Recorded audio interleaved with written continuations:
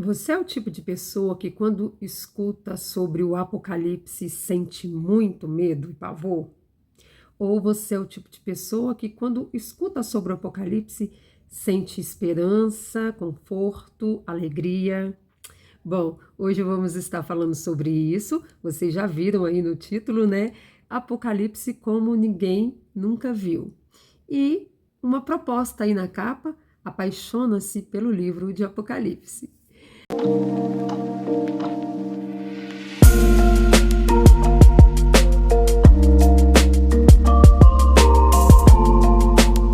Bom, gente, eu já tinha comentado aqui nos vídeos para trás que estaria, né, falando sobre o Apocalipse e hoje venho trazer aí algumas revelações, algo que nós viemos entendendo nesse estudo da Palavra de Deus, sendo discipulada, né, pelo Espírito Santo, pelo nosso Pai Celestial.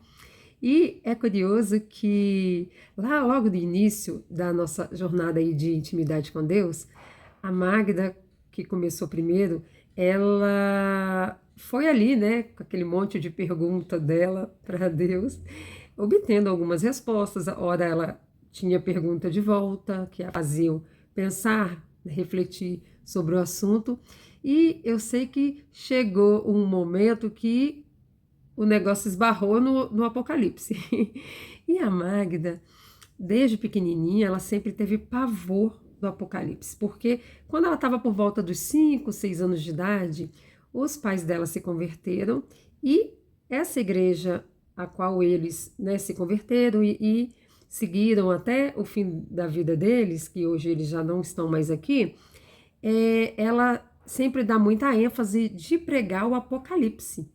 E na época, a Magda pequenininha, ela escutava o pai contando para a mãe, né, sobre alguém que estava evangelizando ele ali e falando sobre o Apocalipse. Então ele chegava em casa falando para a esposa, né, das revelações lá do Apocalipse, daquelas coisas todas de catástrofe, de tudo. E a Magda ficava atrás da porta ali meio que escutando e, né, olho pudo ali, morrendo de medo. Por quê? Porque, na verdade, a linguagem que eles usavam, ou de repente até ainda usam, não sei, é uma linguagem de impor medo, né, de ganhar pelo medo.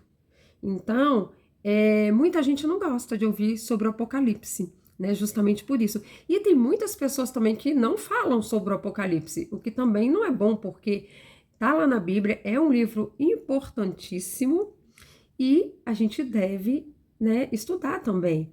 Então, Deus ele veio trabalhando de forma assim, bem tranquila com a gente, porque ele conhece nossas estruturas, né? Toda vez que ele ia lá tocar, acho que por umas 2 vezes, pelo menos, que ele foi tocar no assunto com ela, da questão lá de Apocalipse, ela botava os 2 pés na parede. Ela falava: Não, eu não estou pronta ainda.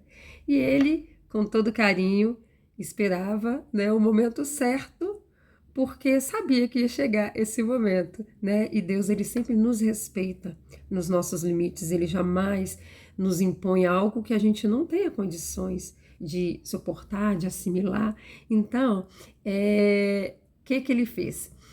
Chegou um determinado momento, eu acho que já, ou se foi no finalzinho do primeiro ano, tinha passar, né, terminado de passar ali um ano, que a gente começou a estudar Apocalipse.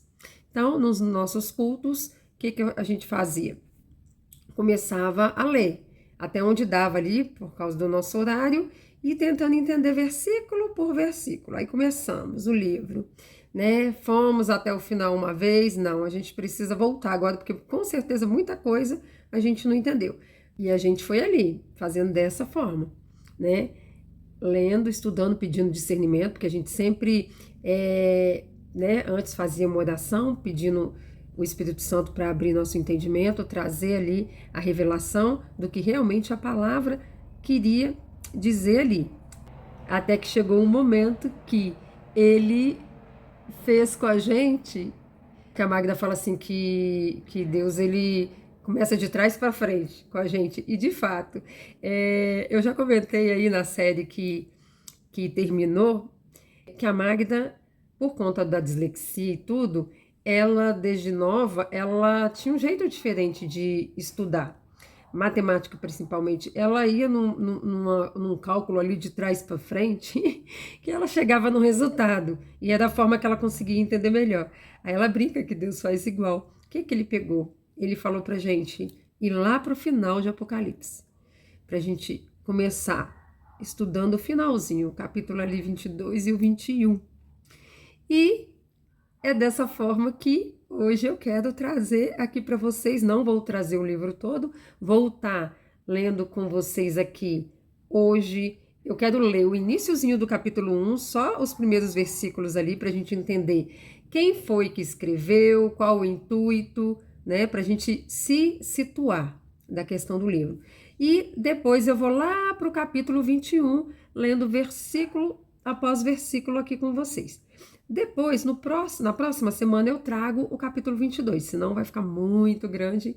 E aí, todo mundo na correria do dia a dia não vai parar para assistir, né? Então, é melhor fazer por partes. Então, eu separei aqui para gente ler Apocalipse 1, versículo 1 ao 3 só. Como eu falei, para a gente se situar. Então, tá bem assim, ó.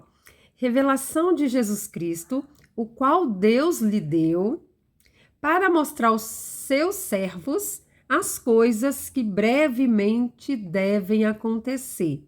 E pelo seu anjo as enviou e as notificou a João, seu servo.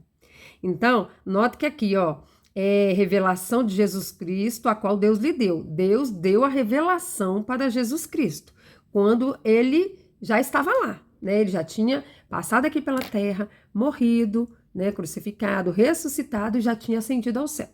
Então, nesse momento que ele já estava lá, Deus deu a ele essa revelação, né? E aí, João, que era o seu discípulo amado, né, tinha ficado aqui, né, quando Jesus foi para lá, mas nessa ocasião aqui, João, ele foi levado em espírito. Aqui foi uma visão que João teve do céu, né? Aqui, ó,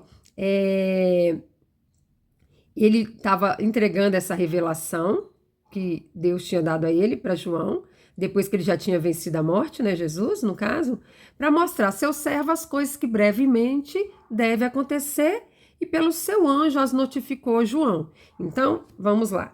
Deus deu a mensagem a Jesus, que passou para o anjo entregar para João. Isso que fala aqui nesse primeiro versículo. E aí o segundo versículo fala, o qual testificou da palavra de Deus e do testemunho de Jesus Cristo e de tudo o que tem visto. Então, aqui a gente entendeu que tudo com Deus parece é como se fosse um contrato. Na série passada eu também falei sobre isso. É como se tem que ter ali testemunhas, tudo amarrado como num contrato mesmo, né? Aqui, na verdade, é um espelho de lá. As coisas que acontecem aqui refletem as coisas de lá. Então, como numa empresa que tem ali um contrato empregatício, alguma coisa e tal, a gente entendeu dessa forma, né? Que tem normas a ser cumprida, tem ali as testemunhas, né? Então aqui, ó, ele tá falando assim, ó, o qual testificou a palavra de Deus. Quem que testificou a palavra de Deus, né? O testemunho de Jesus Cristo e de tudo que tinha visto. Então, essa palavra de Deus foi recebida por Jesus e João estava recebendo através do anjo. Então, ali estavam vários envolvidos, né? Testificando. E aí, no 3, fala assim, ó, bem-aventurado aquele que lê e os que ouvem as palavras dessa profecia e guardam as coisas que nela estão escritas, porque o tempo está próximo. Então aqui fala, ó, bem-aventurado aquele que lê e os que ouvem a palavra dessa profecia. É parar e prestar atenção nisso, né? Aqui está falando bem-aventurado, abençoado, aquele que lê e ouvem aqui no sentido mesmo de prestar atenção, né? Não é só para você, entrou no ouvido, sair no outro e depois você nem lembra mais do que foi falado aqui. É prestar atenção nessas palavras dessa profecia e guardá-las, né? entender que aqui Deus está falando algo que já está previsto no nosso futuro, já está previsto. E aí a gente pode também entender o seguinte, que a gente está presa no tempo, né? Aqui nós vivemos regido por um tempo, de horas, de dias, meses, anos, né? Estações, rotação, translação. A gente vive dentro de um tempo cronológico. Mas lá não, lá é atemporal, está fora do tempo. Então, tem até um versículo que fala um dia como 1000 anos como um dia. Então, para Deus, ele vê tudo como numa linha reta. E aí você pode ver que quando João presenciou isso, ele já estava velho. Mas, lá quando Jesus foi, pode ser que Jesus tinha acabado, talvez, de subir e o tempo lá é diferente. Então, João presenciou ali algo que só Deus sabe mensurar a questão desse tempo que a gente vive. Só que a gente tem que viver de forma que a gente entenda que as coisas que vão acontecer, Deus já viu. Esses dias a Magda até contou que ela assustou a vizinha dela lá. Ela falou bem assim, você tem certeza que amanhã você vai acordar? Né? Que você vai estar viva amanhã, que vai acordar? A vizinha assustou. Porque nós não temos, gente. A gente não tem controle sobre a nossa vida, sobre o tempo, sobre quanto tempo vamos viver ou não. Então, o Apocalipse é algo que vem nos avisar de um acontecimento que a gente precisa estar pronto hoje. Ah, muitos falam, isso é futuro, isso é lá, mas você sabe quando que é? Não. Então a gente tem que estar prontos hoje. Quando fala que Jesus vai voltar, Jesus está voltando todo dia. Muita gente morre todo dia. Então, para essas pessoas, Jesus está voltando. Elas estão deixando esse plano terreno, material, para ir para o plano espiritual. Então, o estar pronto tem que ser hoje. A Magda lembrou muito bem, quando a gente estava, né, conversando sobre esse assunto, para eu trazer aqui, ela lembrou muito bem daquela passagem na Bíblia que tem sobre as 10 virgens, onde algumas estavam preparadas, ou seja, elas saíram com a lamparina ali acesa e com reserva do azeite. E outras não, só saíram com ela acesa e não levaram reservas. E aí o que aconteceu? Acabou que o noivo demorou e aquelas que não foram preparadas, todas adormeceram porque estavam cansadas, ficaram ali esperando. Porém, quando alguém gritou que o noivo estava chegando, se aproximando, né, que elas levantaram, aquelas que eram tidas como loucas, né, as imprudentes, que não levaram o azeite ali de reserva, viram que as lamparinas tinham se apagado e pediram para as outras, e as outras falaram assim, não, mas se a gente der, trazendo aqui para minha linguagem, né, vai acabar e ninguém vai ficar com lamparina acesa, vai acabar prejudicando a gente. Então vai lá e compra. Não posso te dar da minha reserva, vai lá rapidinho correndo, tenta comprar. Só que nisso que elas foram, o noivo chegou e elas ficaram para trás, a porta se fechou. E quando elas chegaram, que bateram na porta, elas escutaram, não vos conheço. E é assim que vai acontecer com quem estiver despreparado. Então, devemos estar preparados hoje, para que a gente não seja pegos de surpresa como lá as virgens loucas, né? Que não se preveniram. E como a gente se prepara? Como a gente pode estar preparado? Vivendo uma vida de santidade, como na Bíblia fala, sede santos como eu sou santos, e que só é possível com as mãos dadas com o Espírito Santo. Como eu já falei aqui outras vezes, que sozinho nós não damos conta. Mas quando a gente segura nas mãos de Deus, quando a gente chama o Espírito Santo para nos guiar, né, nos nossos passos, nas nossas decisões, quando a gente vive uma vida de intimidade diária com Deus, tudo se torna fácil, tudo se torna brando, porque Jesus fala, trazei sobre mim o seu fardo, que é pesado, né? Lançai sobre mim e pega o meu fardo que é leve e suave. Ele nos ajuda a vencer cada etapa da vida, cada dificuldade, para que a gente possa viver uma vida de santidade e naquele dia a gente poder estar ali com Ele ao lado do Deus Pai, reinando, Que coisa linda, né? E agora, então, nós vamos para o capítulo 21. Separei aqui, já deixei salvo aqui para ficar mais fácil. E aí vai dizer assim no versículo 1: Eu vi um novo céu e uma nova terra, porque já o primeiro céu e a primeira terra passaram, e o mar já não existe. Bom, aqui está descrevendo o momento que a gente vai estar sendo glorificado, né? Porque para a gente estar com Deus, nós temos que estar glorificado como Ele, né? Como aconteceu com Jesus quando Ele subiu. Nós temos que estar ali glorificado, tendo morrido naturalmente ou não. Porque vai ter pessoas que não vão passar pela morte física, né? Porque vai chegar esse momento que o Apocalipse aponta, e que as pessoas que estiverem vivendo neste momento, que forem salvas, vão ter os corpos glorificados. E aqueles que morreram ressuscitarão e serão glorificados. Então, aqui está falando exatamente sobre isso, né? Porque para estar na presença de Deus é impossível estar na presença dele com essa matéria. Ela se desmancha, ela não suporta, né? E aí, por isso ali que fala, vi um novo céu e uma nova terra, porque a primeira já não existe mais. E eu, João, vi a cidade, a santa cidade, Nova Jerusalém, que de Deus descia do céu, preparada como uma esposa adornada para o seu marido. Então, João aqui estava tendo a visão como um profeta que viu algo na frente, né? Que viu algo que vai acontecer antecipadamente. E aí depois fala assim, ó, e ouvi uma grande voz do céu que dizia: Eis aqui o tabernáculo de Deus que está com os homens, pois com eles habitará, e eles serão seu povo, e o mesmo Deus estará com eles e será o seu Deus. Bom, gente, vocês entenderam que aqui é o momento que a gente está indo morar com Deus? Deus vai morar com a gente. E por que será que as pessoas não notam, não falam? A Magda fala assim, por que as pessoas não colocam holofote nisso? Né? Que o holofote é aquelas luzes bem fortes assim que evidencia tudo. Porque aqui, olha que coisa linda esse versículo, né? A gente vai estar indo morar com Deus.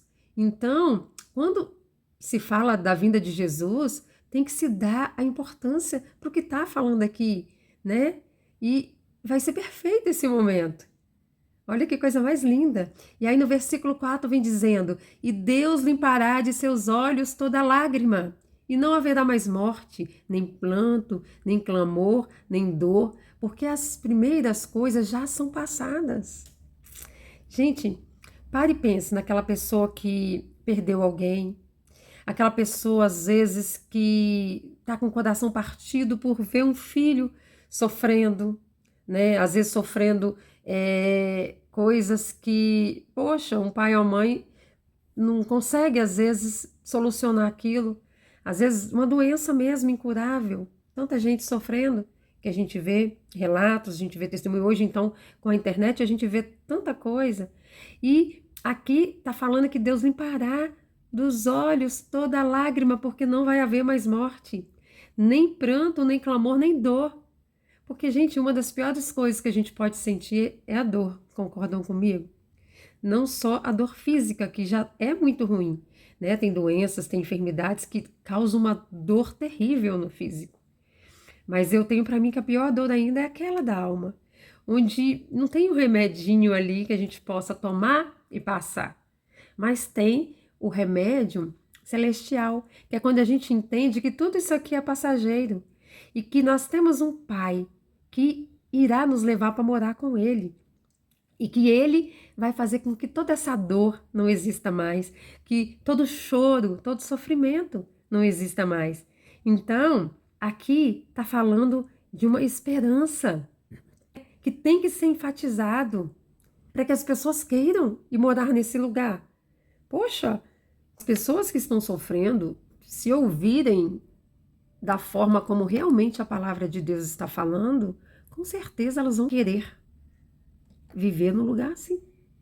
Com certeza, eu não tenho sombra de dúvida, porque é muito doído, né? Viver aqui tem o lado belo da vida, mas tem muita coisa que a gente passa por consequência do pecado, da queda do homem, porque Deus não queria desse jeito. Ele, quando nos planejou de forma perfeita. E, infelizmente, o mal veio, se instalou e fez com que todo o projeto original fosse deturpado. E por isso hoje sofremos. Mas aqui tem uma esperança. Uma esperança. E aí, muitas vezes eu não culpo quem tá pregando sobre aí o Apocalipse, que não dá ênfase sobre essas coisas, porque eles foram aprendendo assim, passando para frente.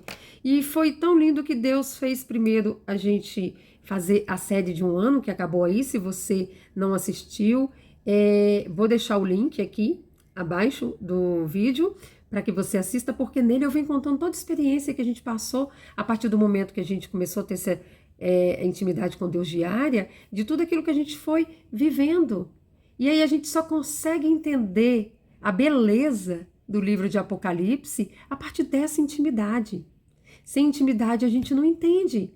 Então, se os pastores que estão pregando hoje, se as pessoas, os ministros que estão pregando hoje, buscassem viver essa intimidade de verdade, de depender de Deus, de parar de confiar em si mesmo, na sua capacidade, porque estudou muito, iria perceber, entender que não é pelo medo que a gente deve vencer as pessoas, ganhar as pessoas, e sim pelo amor.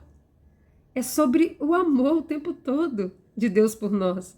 Quando Ele decidiu enviar seu Filho amado para morrer por nós, para nos resgatar, sempre foi sobre o amor. E o livro de Apocalipse vem para trazer essa esperança, essa alegria da gente saber que a gente vai recuperar tudo aquilo que Ele já tinha para nós desde o início.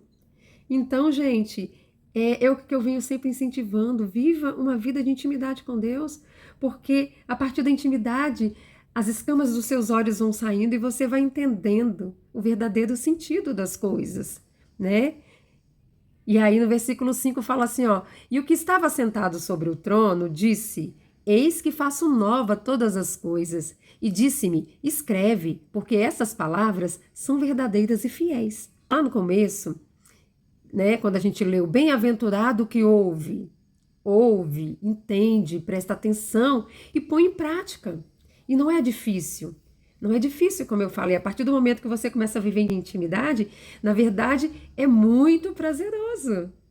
É muito prazeroso. Então, não deixa de assistir aqui a playlist desse testemunho que eu trouxe.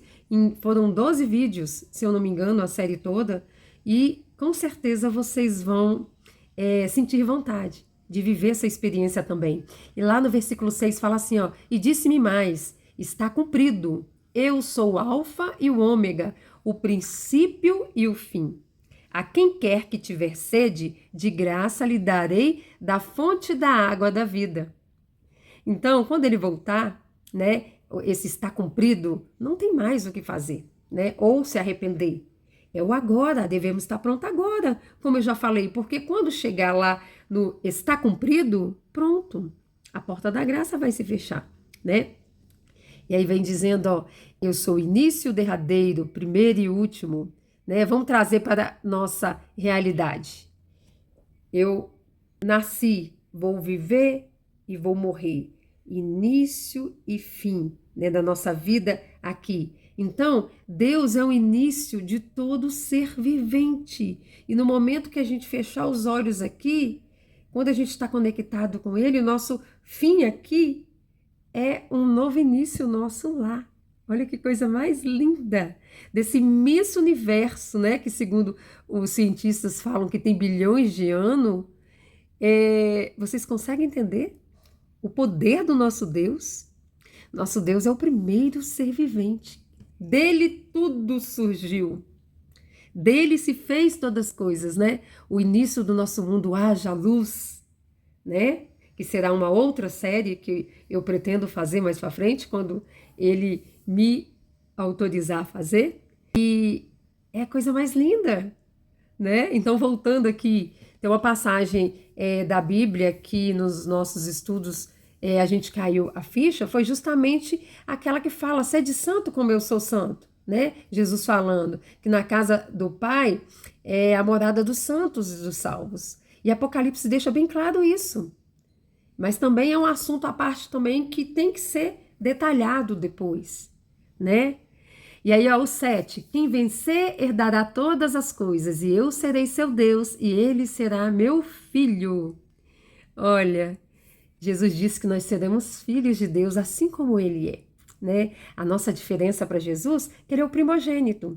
E assim como nos grandes reinados da terra é do primogênito que sempre ali geralmente herda, né, as funções do pai, aqui Jesus é o primogênito, ele está reinando, né? Ele é o nosso rei. Então Jesus será o sucessor e o herdeiro, e nós seremos co-herdeiros com Cristo, né? Aqui, ó, nós seremos filhos de Deus também, teremos poder também, assim como Jesus. Nós vamos ser como Jesus, gente. A grandeza que é ser literalmente filho de Deus, né? Que criou tudo isso aqui, vocês já pararam para analisar que ao aceitar o sacrifício de Jesus na cruz, você está nada mais, nada menos herdando um lugar de filho. Você vai receber juntamente com Jesus a herança de Deus. Então, quando a gente está na presença de Deus e decide viver uma vida de santidade como Jesus nos orientou, nós vamos estar aptos também, porque nós também venceremos esse mundo como Jesus, né? A gente vai viver pelo Espírito, através do Espírito Santo, vivendo uma vida correta, uma vida de santidade, colocando a Deus em primeiro lugar. E aí, a gente vai, nesse momento, herdar com Jesus. Como eu falei, não é difícil, basta você entender as regras do jogo, como a Magda fala. Basta entender que sozinho primeiro, sozinho nunca vou dar conta. Nunca vou dar conta. Tenho que estar ali sendo dirigido pelo Espírito Santo. Assim como Jesus foi, né? O Espírito Santo guiou Jesus o tempo todo aqui. Então, é dessa forma que a gente vai alcançar tudo isso. Lá no versículo 8 fala assim, ó, mas quanto aos covardes, os incrédulos, os abomináveis, os homicidas, os fornicadores, os feiticeiros, os idólatras e a todos os mentirosos, a sua parte será no lago que arde com fogo e enxofre, o que é a segunda morte. E essa parte aqui, gente, eu nem me presto muita atenção, nem me atento muito, porque eu não sou dessa turma. Eu entrei para a turma que quer morar com Deus. Eu entrei para a turma que coloca Deus em primeiro lugar na vida, que quer estar junto dele. Então, eu não quero ser uma pessoa mentirosa, eu não quero fazer nada daquilo que está falando no versículo 8. Então, eu leio isso aqui como uma informação qualquer e passo por esse versículo de forma tranquila, sem sentir medo algum. Por quê? Porque eu tenho a palavra de Deus como meu manual de vida e tenho buscado a cada dia estar pertinho de Deus, viver de acordo com a vontade dele para minha vida. Porque eu estou pronta para ir morar debaixo do mesmo teto, com meu Pai Celestial, né? E estar na presença dele para todo sempre. E aí no 9, tá assim, ó, 9 e 10, ó. E veio a mim um dos 7 anjos que tinha 7 taças, cheio das últimas 7 pragas, e falou comigo, dizendo: Vem, mostrar-te-ei a esposa e a mulher do cordeiro. E levou-me em espírito a um grande e alto monte, e mostrou-me a grande cidade, a santa Jerusalém, que de Deus descia do céu. Então aqui João estava vendo em espírito a morada de Deus, né? Estava sendo mostrada a morada ali, a nova Jerusalém que está sendo preparada para nós. 11. E tinha a glória de Deus, e a sua luz era semelhante a uma pedra preciosíssima, como a pedra de jaspe, como cristal resplandecente. Bom, gente, aqui eu lembro, né, que Jesus é a luz do mundo. E essa luz é uma luz tão intensa, né, que se a gente não estiver glorificado, não tem como a gente estar nessa presença, né? E o 12 fala assim, ó, e tinha um grande e alto muro com 12 portas. Nas portas, 12 anjos e nomes escritos sobre elas, que são os nomes das 12 tribos dos filhos de Israel.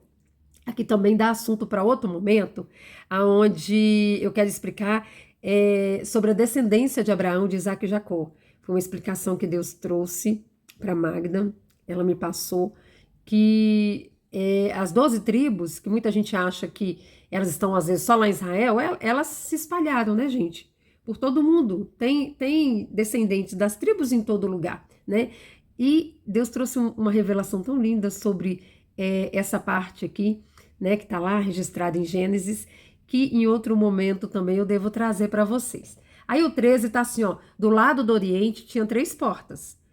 Do lado do norte, 3 portas, do lado do sul, 3 portas, do lado do poente, 3 portas. Então aqui, ó, gente, ó, do versículo 10 em diante, vem descrevendo Jerusalém, para que João passasse para nós, né? A grandiosidade de algo que nossos olhos humanos nunca viram. Então, como João mostraria e falaria para nós se ele não visse, para ter noção, né, do que ele teria que falar para nós? Então, aqui justamente vem falando, ó, sobre como que essa cidade, a Nova Jerusalém, onde a gente vai viver, como que ela é. E aí ele vinha falando, ó, no 14, e o muro da cidade tinha 12 fundamentos, e nele o nome dos 12 apóstolos do Cordeiro. E aquele que falava comigo tinha uma cana de ouro para medir a cidade e as suas portas e o seu muro. E a cidade estava situada em quadrado, e o seu comprimento era tanto como a sua largura. E mediu a cidade com a cana até 12.000 estádios, e seu comprimento, largura e altura eram iguais. E mediu seu muro de 144 côvados, conforme a medida de um homem, que é a de um anjo. E a construção do seu muro era de jaspe, e a cidade de ouro puro, semelhante a vidro puro. E os fundamentos do muro da cidade estavam adornadas de toda a pedra preciosa. O primeiro fundamento era jaspe, o segundo safira, o terceiro calcedônia, o quarto esmeralda, o quinto sardônica, o sexto sárdio, o sétimo crisólito, o oitavo berilo, o nono topázio, o 10º crisópraso, um 10º jacinto e o 12º ametista. Olha que coisa linda, gente. Muitas pedras preciosas, né? E aí no versículo 21 fala, e as 12 portas eram 12 pérolas, cada uma das portas era de uma pérola. E a praça da cidade de ouro puro, como vidro transparente. E nela não vi templo, porque o seu templo é o Senhor Deus Todo-Poderoso e o Cordeiro. E a cidade não necessita de sol nem de lua, para que nela resplandeçam, porque a glória de Deus a tem iluminado, e o Cordeiro é a sua lâmpada.